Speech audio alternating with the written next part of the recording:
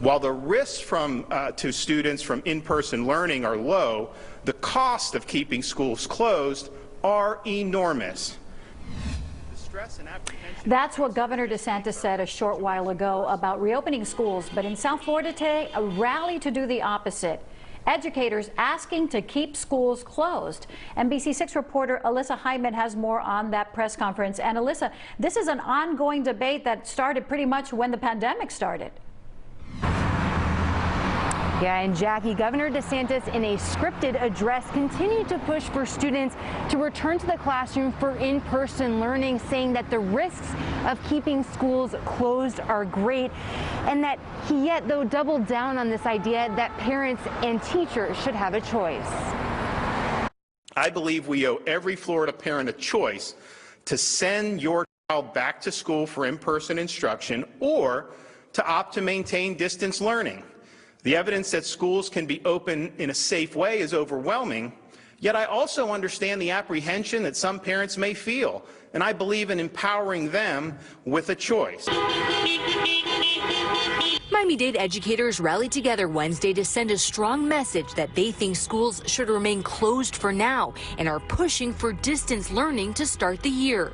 Meanwhile, over at the school board, CDC and FEMA representatives, along with Lieutenant Governor Nunez, in town for a meeting with Miami-Dade school leaders to talk about their reopening plans. We've communicated to our visitors, to the team from the CDC, that our first day of schooling is still projected to be August 24th.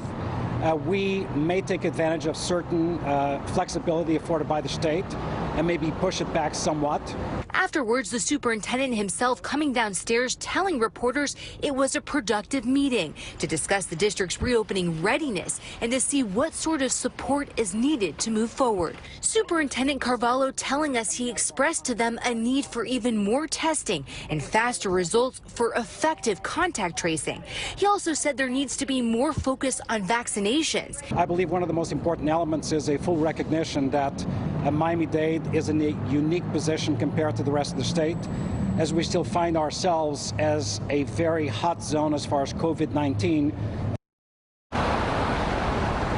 And remember, there are still 3 options on the table here in Miami-Dade County, and the superintendent tells us it's possible that the school district could go with a version of all 3 options, that they're not mutually exclusive. The superintendent tells us he hopes to make an announcement on reopening schools, that coming between July 29th and August 3rd. For now, reporting live in Miami-Dade, Alyssa Hyman, NBC6 News.